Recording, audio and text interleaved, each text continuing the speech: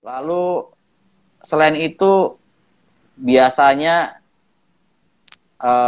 infrastruktur yang harus dimiliki oleh market maker itu biasanya dia akan cenderung untuk dia akan cenderung untuk menggait orang-orang ya, orang-orang yaitu investor retail, trader-trader retail untuk mengikuti pola dia main ya. Dalam dalam dalam satu kasus seperti ini. Jadi orang ini market maker ini dia cukup dikenal orang, dia memiliki follower banyak begitu ya. Lalu dia mengajarkan suatu ilmu tertentu. Kalau sahamnya naik seperti ini, itu udah pasti tuh harga sahamnya naik, misalkan seperti itu ya. Pasti itu. Nah, lalu dia praktekkan itu di beberapa saham yang tanda kutip memang dia maintain ya, memang dia pegang. Dan itu terbukti betul ya. Karena memang saham-saham yang dia maintain. Sekali dua kali betul. Tapi ketika orang-orang sudah mulai percaya dengan influencer ini, wah ternyata betul ya. Dia bilang apa dengan metode dia, ternyata dia bergerak naik gitu ya. Tapi pada satu titik ketika followernya dia sudah mulai banyak percaya, mulai banyak ikut, akan dibalik polanya. Jadi ketika orang-orang sudah percaya, lalu si market maker dengan sengaja memunculkan pola itu agar para retail itu ikut. Kalau retail ikut, ya udah dia akan distribusi. Itu banyak kejadian seperti itu. Tetapi market maker yang real market maker, yang artinya memang dia punya infrastruktur di belakang cukup gede, cukup mapan, justru dia cenderung berada di balik layar. Dia tidak akan tampil di depan, dia tidak akan ngepompom saham-saham tertentu, lalu dia tidak akan mengajarkan metode-metode tertentu agar orang-orang percaya sama dia, lalu akhirnya orang-orang itu digiring untuk membeli saham-saham yang dia distribusi. Tidak akan seperti itu. Biasanya market maker yang mapan, yang memang dia punya skill, itu akan berada di balik layar, dia akan cenderung untuk tidak menampilkan dirinya seperti itu. Ada nggak market maker yang baik bagi cuan ke retail? Untuk menjadi market maker dan untuk orang itu biar percaya sama satu saham tertentu, justru harus dikasih cuan. Itu rumusnya. Tujuan market maker apa toh? Tujuan market maker itu banyak, tetapi salah satunya adalah mencari cuan atau mencari profit. Gimana caranya dia bisa cari profit kalau dia tidak bisa menjual saham yang dia sudah beli secara banyak di harga atas, kan begitu? Bagaimana caranya dia bisa melakukan penjualan di harga atas? Ya harus ada retail yang berani beli di harga atas, kan begitu lah. Bagaimana cara supaya retail berani beli di harga atas? Ya pasti di awal dia akan kasih cuan dulu. Harga dibikin cantik sesuai dengan technical gitu ya. Fundamentalnya terlihat mendukung, lalu karena teknikalnya bagus, retail masuk, naik, sengaja dibikin naik. Lalu retail take profit, cuan. Dia akan lakukan itu berkali-kali. Sehingga retail menjadi confidence optimis. Yang tadinya awal retail itu pertama kali mencoba saham itu hanya beli 1000 lot, dapat cuan, ya, dan itu take profitnya cuma 2 tick, kan biasa scalper gitu ya, 2 tick, 3 tick. Setelah dapat cuan sekali, begitu harga pullback atau harga koreksi, dia akan masuk lagi, tapi tidak 1000 lot, saya yakin. Tetapi bisa jadi 2000 atau 3000 lot. Dan tadi yang take profitnya cuma 2-3 poin, dia biasanya naikin 3 poin, 4 poin. Dia akan lakukan itu berkali-kali. Semakin sering dia mendapatkan profit, pasti uang yang akan dia chip in, dia akan masukin lagi untuk melakukan buyback, itu pasti akan lebih gede. Psikologis retail seperti itu, betul nggak? Siapa di sini seperti itu? Ya, karena saya pun juga seperti itu. Sekali saya dapat cuan di satu saham, tadi cuma masuk 1000 lot, saya tambahin 2000, 3000, 4000, 5000, ujung-ujungnya nggak sadar belia banyak. Ketika belia banyak, diguyur sama market maker yang ada akhirnya cut loss ya. Nah, jadi kalau tanya market maker ada yang bagi-bagi cuan nggak? Pasti market maker itu pasti bagi cuan, terutama di awal-awal. Tapi ketika saatnya market maker harus jualan ya walau alam ya. Bisa jadi dia bisa cuan, bisa jadi retail cut loss gitu ya. Jadi cukup banyak seperti itu. Oke, ini banyak banget pertanyaan yang masuk. Saya akan bacain satu-satu ya. Tadi saya udah jawab. Ngomongin influencer saham, apakah influencer itu banyak yang digunakan oleh bandar buat mau saham? Iya, betul. Jadi banyak sekali, dan bahkan ada satu market maker yang bahkan menjadi influencer itu sendiri. Dan itu ada. Jadi dia followernya banyak banget, dan follower influencer ini sangat mendidikkan dia. Tapi para followernya nggak sadar bahwa sebetulnya si investor itu merupakan market maker sendiri, dan seringkali dia melakukan distribusi barang ke followernya itu sering. Jadi banyak investor dipakai untuk pom-pom saham. Jadi teman-teman harus hati-hati, harus cerdas. Ya, jangan mudah percaya sama pom-poman. Sekalipun tuh influencer udah pamerin profit dan segala macam, di capital market tuh semuanya bisa kita create. Teman-teman mau buat apa? Mau kelihatan cuannya ratusan juta, ratusan miliar? Bisa. Kita bisa create semua seperti itu. Jadi jangan mudah terperdaya dengan cuan-cuan yang diperlihatkan. Atau misalkan dia live trade, dia guyur banyak, sejuta lot misalkan. Ya, jadi jangan mudah percaya seperti itu. Karena kalau ada retail betulan yang masuk sejumlah itu, pasti market maker yang punya lapak ya, yang punya yang punya kuasa di saham tersebut, pasti juga dia akan melihat dan pasti akan berusaha untuk membuat supaya retail besar itu, supaya dia nggak dapat cuan. Jadi kalau ada satu orang mengatakan saya always cuan, selalu cuan, dan cuannya besar, bombastis, tanpa ada loss yang berarti, kemungkinan besar dia bagian dari market maker. Oke. Cara lihat saham yang jaga bandar dan yang nggak ada bandarnya gimana? Gampang, saham itu cenderung uptrend.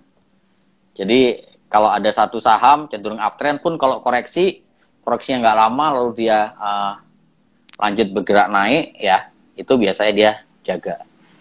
Itu ya. Tapi kalau saham itu udah naik kenceng terus dibanting turun sampai level 50, let's say misalkan seperti itu, ya berarti itu saham udah ditinggalin bandar. Tapi bukan berarti market maker itu tetap ya, artinya bisa jadi saham A ketika ditarik dari 50 sampai 200 market makernya A. Tapi nanti ketika sudah dibanding balik lagi 50, selang berapa bulan bisa jadi ganti sopir atau ganti market maker, itu sangat mungkin. Oke. Ada pertanyaan dari Permata Jaya Store, dengan adanya market maker, apakah technical analysis masih valid dipakai? Masih, sangat-sangat masih bisa, terutama elite wave. Sangat bisa dipakai. Kenapa begitu? Karena tadi yang saya katakan di awal, kunci keberhasilan dari market maker adalah seberapa besar dia mampu melakukan distribusi penjualan ke para investor retail. Caranya kan banyak tadi saya sampaikan. Dengan dia mengajak para followernya ya, karena kebetulan market maker ini misalkan adalah seorang investor, followernya banyak, dianggap seorang legend begitu. Lalu dia akan membawa followernya dia untuk membeli suatu saham tertentu. Tapi on the other hand dia melakukan distribusi. Caranya bisa seperti itu. Cara kedua adalah dengan menggunakan jasa para influencer, bisa jadi. Yang ketiga adalah ya dengan meng-create perception dan optimisme pasar. Dengan cara apa ya? Kembalikan technical analysis. Kalau memang technical analysis bilang buy, ya dia akan angkat harga. Tak. Supaya retail yang melihat dari sisi technical analysis, dia akan percaya. Oh iya ya, masih dia golden cross, harga bisa bergerak naik. Ya. Jadi technical analysis itu valid, masih valid. Karena kalau market maker tidak menggunakan technical analysis, ya bagaimana dia bisa menumbuhkan trust, kepercayaan atau optimisme pasar? Nggak mungkin bisa. Yang ada nanti orang-orang pada nggak mau ikut beli sahamnya seperti itu. Tapi jenisnya market maker banyak banget ya. Dan cara kerjanya juga banyak, tipe-tipenya juga banyak banget. Tapi umumnya seperti itu. Oke, ada yang menanyakan open sama dengan low. Ini gimana Pak? Sering didengar forum-forum. Nah, sekarang teman-teman tahu lah ya siapa yang menggunakan open sama dengan low ini. Kalau memang open sama dengan low ini valid digunakan ya, harusnya teman-teman bisa backtest ya, backtest di semua kategori saham. Ya mau big cap, mau small cap, mau mid cap. Dan kalau emang ini teorinya betul ya, otomatis dia akan bisa digunakan untuk berbagai macam jenis saham, tidak hanya jenis saham-saham tertentu. Kalau open sama dengan low hanya bisa berlaku di saham-saham yang direkomendasikan oleh orang tertentu, dan itu pun tidak 100% akurat ya, teman-teman perlu pertanyakan kenapa begitu. Ya, secara logika kalau open sama dengan low ya, selama dia closing masih di atas open, ya logikanya memang harga naik ya toh, open sama dengan low. Tapi menurut saya jangan terlalu percaya dengan mekanisme seperti ini. Kalau misalkan strategi ini tidak bisa digunakan untuk semua jenis saham ya. Kalau hanya bisa digunakan di 1-2 jenis saham saja, saya rasa ini validasinya kurang. Oke. Ada lagi yang tanya, caranya bisa tahu average bandar, apa ada indikatornya? Susah Pak, kalau ditanya average bandar, susah Pak. Kalau kita mau ngecek Brooksim seperti tadi yang saya sampaikan, kita nggak pernah tahu secara betulan bahwa market maker itu pakainya brokernya cuma A gitu ya, nggak mungkin. Bisa juga A, B, C itu bisa jadi. Bisa juga dia sebetulnya jauh-jauh hari sebelumnya, berbulan-bulan sebelumnya udah punya barang di harga bawah. Bisa jadi. Kalau ditanya secara total susah. Tapi kalau hanya sepintas saja mungkin teman-teman bisa cek dari average transaksi harian ya, transaksi harian maupun transaksi yang ada di Brooksim itu, misalkan let's say seminggu. Bisa jadi seperti itu, tapi itu tidak selalu bisa jadikan patokan karena average bandar yang sebetulnya itu kita tidak pernah tahu kecuali kita jadi bandarnya sendiri ya. Itu mungkin bisa menjawab ya. Oke, silahkan kalau mau tanyakan bisa langsung ke Q&A ya.